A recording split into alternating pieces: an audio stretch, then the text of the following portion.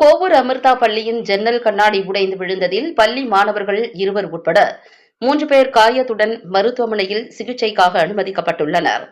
சென்னை மாங்காட்டைச் சேர்ந்த புருஷோத்தமன் நந்தினி இவர்களின் 7 வயது மகள் நிரஞ்சனா கோவூர் அமிர்தா பள்ளியில் 3ஆம் வகுப்பு படித்து வருகிறார்.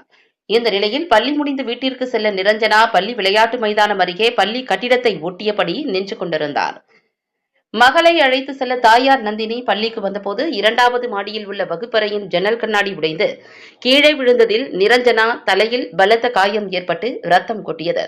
மேலும் அவரது தாயார் நந்தினி கையிலும் கண்ணாடி பட்டதில் பலத்த காயம் ஏற்பட்டது. அது மட்டுமல்லாமல் அருகில் இருந்த 12 வயதுடைய சஞ்சீவ் குமார் மீது கண்ணாடி விழுந்ததில் தலை, கை, கால்களில் காயம் ஏற்பட்டது.